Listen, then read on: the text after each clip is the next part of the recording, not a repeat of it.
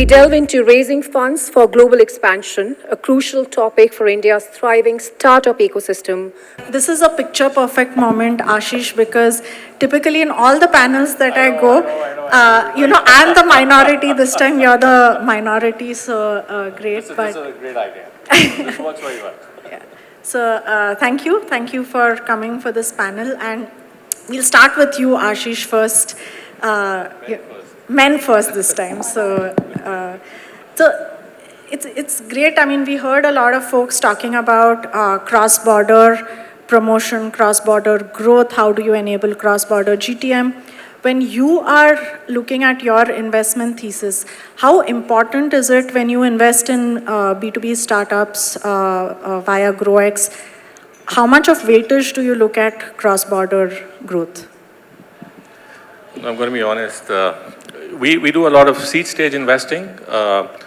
Within seed stage, we focus on deep technology as a theme. Deep technology tends to be a hardware-focused approach to solve for a complex problem. Yeah, think like sectors like semiconductors, space technology, robotics, genomics. Multiple such, fancy-sounding words. Yeah. I'm going to be very honest. When we kind of invest in such companies and such founders, more founders, less companies at that point, we sometimes don't even know what is the use case, what's going to come out of this technology, right? Which kind of makes it very difficult to preempt how you're going to take some of these products to which market, who's the target segment, and so on and so forth. It's after first couple of iterations at work or at the lab, that's when you kind of discover in terms of what the potential use cases are. But at the back of it, yes, we're building scenarios, we're kind of thinking all the time, who are the subject matter experts we can loop in, who are the people who can help guide or accelerate product development, who are the people who can put some ideas on the table in terms of what the use cases are. So first leg for us is not technically GTM, though we're going to potential buyers of these products, but it's more to kind of identify what are the challenges, what are the pain points, what could these founders solve for, yeah? Once we see some early signs of user adoption or some pilots, that's when we kind of activate our go-to-market journey, right? So just in terms of when you're investing in a startup, you don't look at the TAM in a specific geography? I'll be very honest, in all these years of investing, I've never looked at TAM. I have no idea what TAM means. I have no idea, therefore, what the addressable means. It's finding the right team with, twinkle in their eyes, with hunger in their belly, who can solve for a problem. And we look to kind of connect with the problem they're looking to solve for. We believers that if you put a high quality product out there, something which is innovative, something which is disruptive, you'll open up markets, right? Awesome. Monu, the question to you, similar question, because Aavishkaar is, a global brand, and you have a very different aspect to investment in terms of B2B, right? Can you bring in a flavor of how you look at the portfolio, and how much of weightage do you put in terms of global expansion? Thanks, Sangeeta. So for others here, Aavishkaar is generally known for its equity investments, which we also do. But what I'm leading is our credit fund, and that's the other dimension Sangeeta is referring to. So our fund is a global fund, and we're domiciled in Luxembourg, and we invest in countries in Southeast Asia, India, and Africa. So for us, when we look at a company, a global linkage is a very strong theme. So we're looking to support companies who are either have a presence globally or trying to expand their reach, or just collaborations or finding markets through either directly selling or even through customers for them. And this we've seen is spanning across sectors. We have companies in logistics, we have companies, manpower services, even packaging, we have fisheries, so all across, and now globalization is a big theme, and startups are really growing towards that. Great. And Sarika, you are from ION, right? There it is, how do you bring in the angel investors at the angel stage and all? What's the thesis? Do you even worry about or give any weightage to looking at, how is this product going to scale? If it's a B2B, is there opportunity across India? Is that even a factor to consider when you're investing at that stage? So, let me clarify here. I represent the venture capital part, but we also have a very strong and a very old angel network. So while at the angel network, maybe it's more of the, who the promoters are and what the problem they are solving. But when we move a little ahead towards the VC investment, so we are slightly ahead of the seed investment, where we are early stage, where we do look at where the market is going to be. And of course, the TAM, it does play, and the GTM does play an important role for us. So we essentially are investing in Indian companies who are building for the world. So it is not an immediate thing that we would look at, but that definitely is something that we would like to see in the future, where, after they have established themselves within the local, current community, there is something that the world will also acknowledge them for. So we're looking for those unique ideas which will work across the world. Awesome. Ashish, you've invested in what your portfolio is about 48 great deep tech B2B startups, right? And you've taken them across markets like Korea, Japan, other Southeast Asian markets. What's the right time to look at, get your playbook right in India and then scale it to other markets? Is there some magic number? Are there certain KPIs that you look at? What's your guidance to the audience here?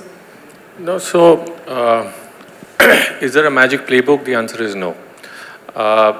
Can it be done? The answer is yes.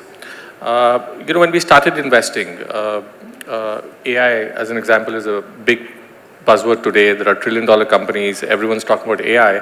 Our first AI company was back in 2014, when nobody was talking about AI. And at that point of time, there was this bunch of Stanford PhDs who kind of came in, and they show us a dream in terms of what Gen AI could look like, and what is the art of possible when it comes to AI. Yeah.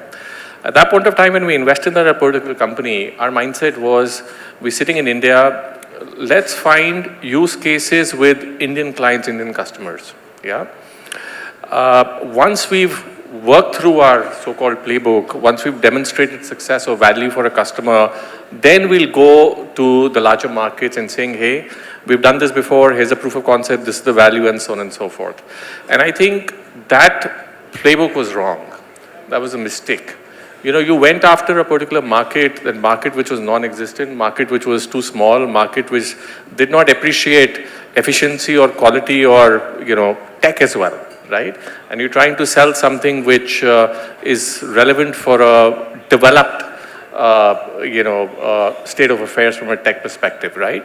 And with that particular experience and multiple others, we kind of realized that if you are solving for something complex, and if the largest market, without knowing what the TAM is, let's say is US, or let's say is Japan, let's say is Europe, go head on first, yeah? Find your low-hanging fruits, people who are open to experiment with you, who will spend time with you to collaborate, your design partners, if you will, and find solutions. Have the big picture in mind, but go slow, see some early results before you start scaling up. Yeah. Great. So in Microsoft, we have a program for all the B2B SaaS startups, right? The one sort of inflection point, I would say, where you can really make the best out of partnerships with some of the global MNCs is when, startups basically get their playbook right in one market, hit that 8-10 million ARR repeatable business, and then basically expand in global markets. That's something where, at least in the B2B SaaS space, we have seen that as the tipping point. 8 to 10 million is when you can start looking at partnerships. You're absolutely right. I think we're talking about coming at a seed stage and taking them to scale. Or not taking them to scale, taking them to product market fit. And you're talking about taking a product market fit company to scale, right? And that's when you want some serious meat in a particular company to kind of showcase the body of work, right? And but that absolutely works. So for some of our growth stage companies, we work with large consulting firms, like Accenture and Bain. We work with a bunch of CVCs across globe, saying we're going to cater to that. So then it's with revenue, with a value proposition, then the playbook will automatically emerge, right? So it's easier. Then you're looking for distribution. You know, earlier this week, or not earlier this week, last week, I met up with probably the largest hardware distribution company in India. They're probably 12 billion, 15 billion in top line. And they say, we do hardware, help us find companies, software-focused companies that we can use our pipe to take it forward, right? They're saying, this is what we know, this is what we own, and we'll build that in. Great. Sarika, since you have, a network of experts, perhaps folks who have already been practitioners, who have been entrepreneurs, how do you help your portfolio tap into that network and help them sort of go cross-border? Because I think that's the biggest pain point that most founders in India have today. So that is I think the beauty of the entire platform of IN, because we've had this angel platform for the past 18 years, and now we have 2 funds. So after having invested in, say, about 200, 250 odd companies through these many years, we've learned from the experience, and we have a lot of people within the network who we can tap into.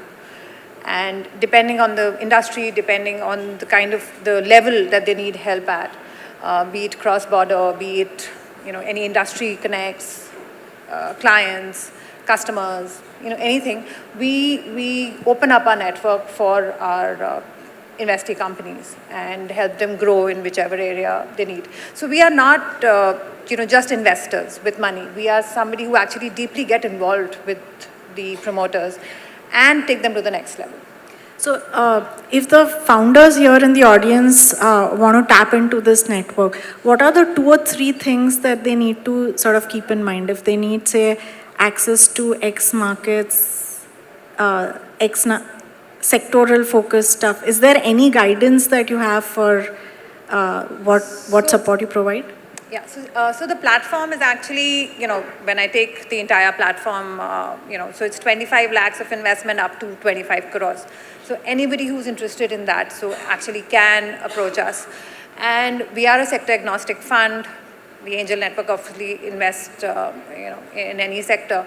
So if anybody wants to approach, the couple of things that I would say would be that they should have, the promoters should be very passionate about what they're doing. In terms of that should come across. You should be able to explain the idea and not be fuzzy about it. You should be clear on what you're going to use the money for and shown some, some product market fit, or at least an idea of where you're going to be. So at least it's just not an idea stage, because even angel investors, if you would have seen over the years, are also looking at much deeper involvement of the promoters first before they move forward. Great. And Monu, again, a very differentiated offering that Aavishkaar provides, right? Looking at ESG and sustainability. In the B2B space, how do you marry the two, and how should founders, one, think of somebody who's thinking about ESG and sustainability, leverage Aavishkaar, and people who are not thinking of ESG, why should they, think about it upfront? That's quite a bit, and let me try and cover up.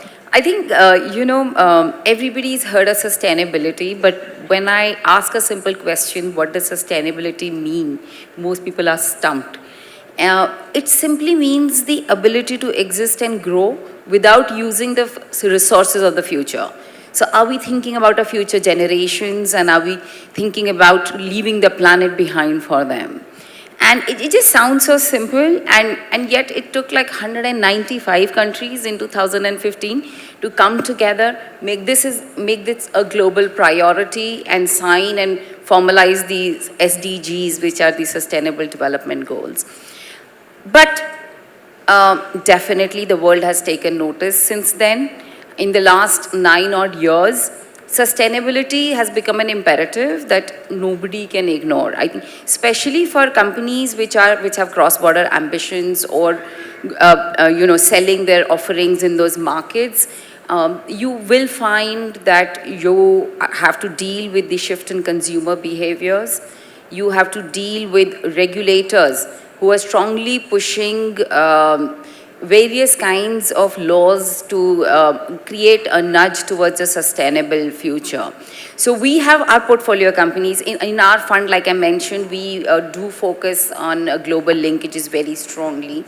And we have seen that there's a clear shift. Anytime you have any kind of collaborations with global companies, global markets, our companies have had to, or after a point, in fact, this is also very interesting. Initially, it's a kind of a push for the companies like yours.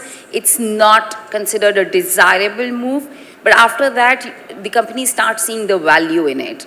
So there's a move towards sustainable sourcing of raw material, creating environment-friendly practices, moving towards more ethical internal standards, human practices for resources.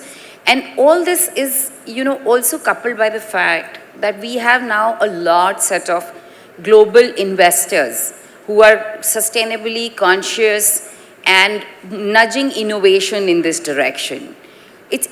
You'll be surprised, this market is a staggering $30 trillion globally.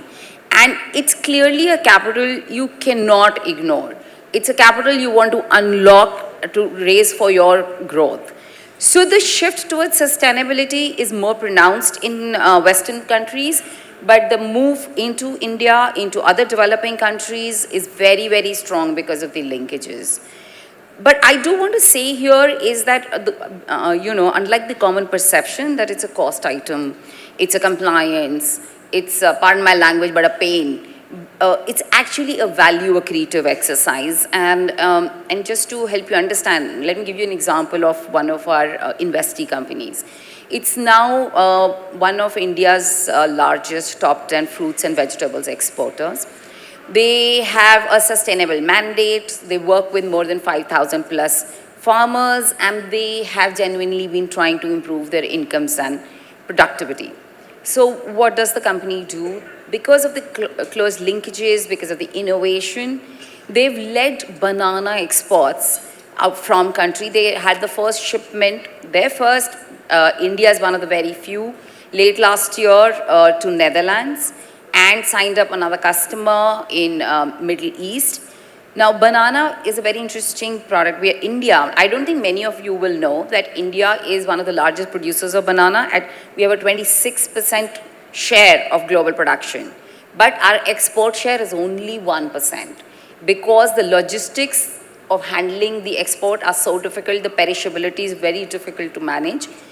But this investee company, because of the processes they're building in, because of the new sets of their interconnections with the farmers, they're leading a revolution which is meaningful not just for them, but for the country. I mean, banana exports are now tagged to be like $1 billion over the next 5 years for India. And how has it helped our investee company? They've opened a new market for themselves. Clearly, new market, new customers. They've got a 30 to 40% premium on their pricing. And their margins have reduced because of reduced wastage. So it's like a win-win. And that's where I feel that sustainability today is an education all growing companies need, especially companies which are looking to go cross-border.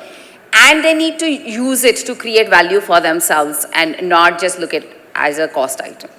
Brilliant. And in fact, even there is, especially all the deep tech, AI-heavy companies are now mandating sustainable coding, right? Like how do you build efficient code such that it doesn't consume and doesn't become energy guzzler?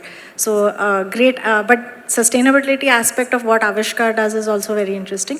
One common question to all three of you from your vantage point, from your experience of looking at so many B2B startups, is there a guidance or a playbook to say, when you go to ABC geography for global expansion, you either do a build, buy, partner strategy. Build is set up your own team, buy is, acquire someone or partner with somebody already existing in the market. Is there any thumb rule, any guidance for the audience here from your experience in any order?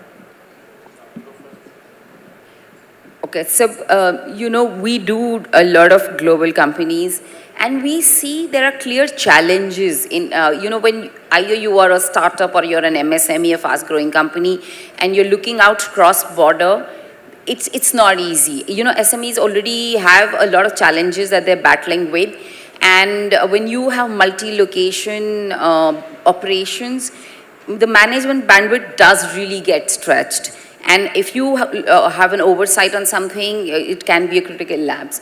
So when we look for companies who have global ambitions, we really want them to have had either a track record in the past or a partnership which helps them stabilize, or baby steps. Because, the geopolitical volatility is so significant. In fact, we've had a company who's, the Red Sea crisis, and we all read so much about it, but how it translates into real issues is one of our exporters to Europe. Now they've had to take the longer path. The working capital has been stretched, and it's got very disruptive for their revenues. So when companies go for this, we look for good teams, compliance, regulatory, accounting, management bandwidth to handle all of this. And we found a lot of times that it's also not easy to find partners. So baby steps always help. So, when we invest in companies, they're really early stage. So, like, it was mentioned that usually they don't have enough bandwidth, the money, and they're just focused currently on what they're doing, and they want to, expand, but really don't know how to. So we suggest initially to go by the partner route, so that at least they try out a country with minimal risk. Also, it's very expensive, for somebody to keep traveling back and forth. That's not sustainable if there's a market that you want to build. And there are regulatory risks, there are cultural issues, there are so many other nuances that one needs to know.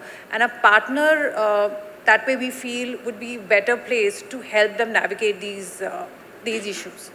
So that's what we suggest that they start with until they build that bandwidth, build the knowledge to establish themselves there. I kind of agree with Sarika.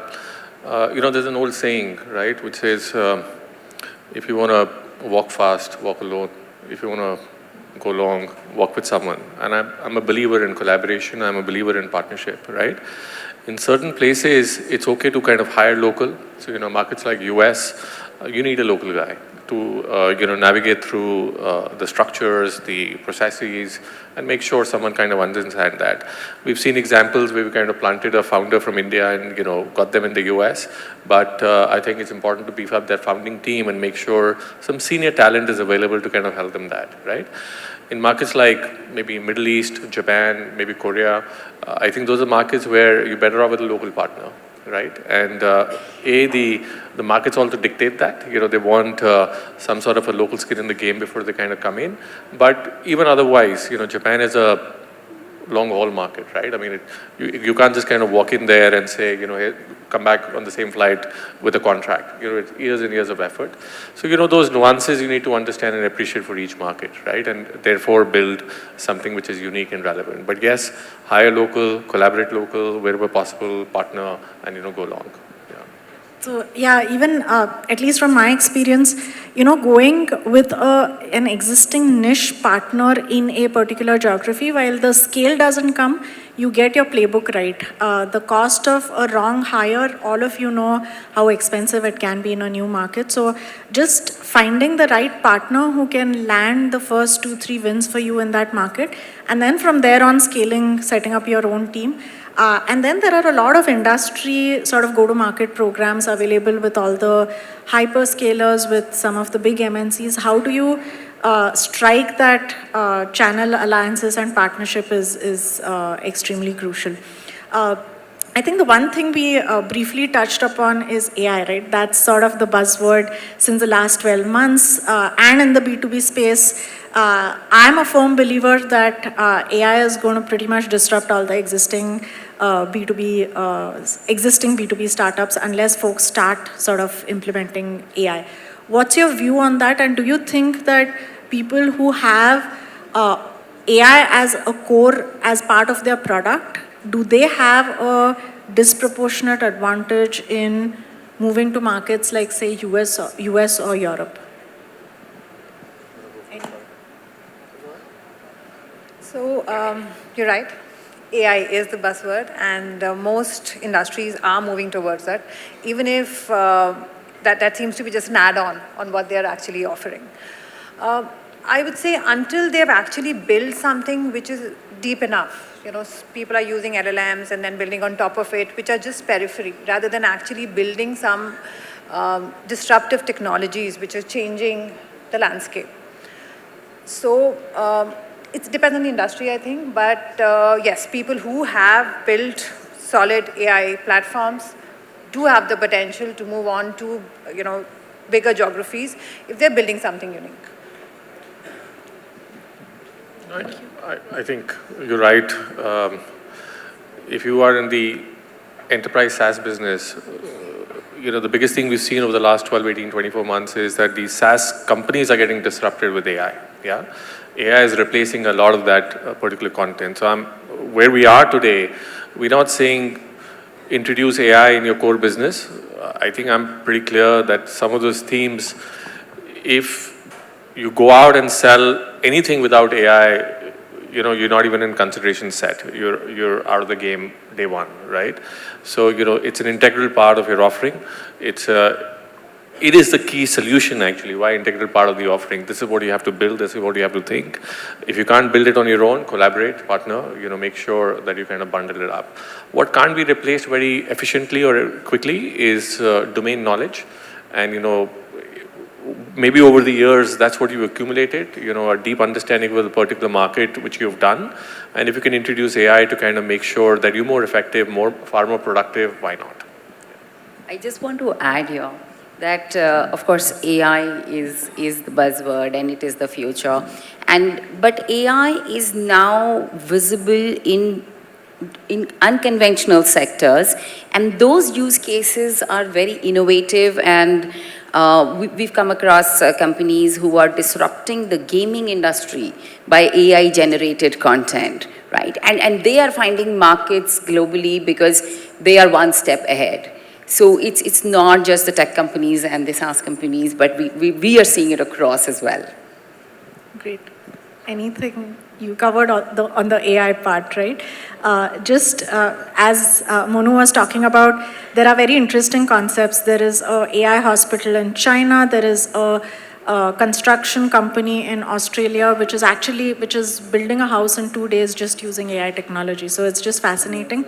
Any last word of advice to the audience in terms of, if I am a founder and I want to expand my business in other markets, what's that one piece of advice that you would have from whatever you've experienced? I think I can go first. I think it's all about hustle. Keep your eyes and ears open. Monu sitting here spoke about an example about this agri company exporting bananas, and I'm sitting here saying, hey, I have a deep tech company which can add value, right? So that's my job. That's what I'm doing. How do we support portfolio? How do we kind of get into the game? How do we make sure as a collective, we come out with a greater value proposition, right? And I truly believe there's a solution which can help banana exports, right? And I think that's what it is. You're in the room with, some serious audience. Make sure you network, make sure you meet, make sure you exchange ideas, and stay in touch, because that's fundamentally most important. You can't just kind of disappear. Yeah. I agree. So the idea is building networks, having your ear to the ground, see what new is happening, and try and see if there's something that one can move to, and whether your solution is relevant in the constant changing times. Because, and also I would say, when we talk about network, I've come across promoters who think that they have built something great, innovative, but they are waiting for somebody to come and ask them, that it's so great, let us give you money. It doesn't happen like that. You have to be out there telling people what you have done. Hustle is the word. So, yeah, all the best. I mean, somewhat similar, but I think as a founder, you got to be very clear. Do you have a problem you're solving, or do you have a solution you're trying to fit to a problem? And most of the time, what we see is that developing economies like ours have simple problems. There is waste being generated. It's hazardous.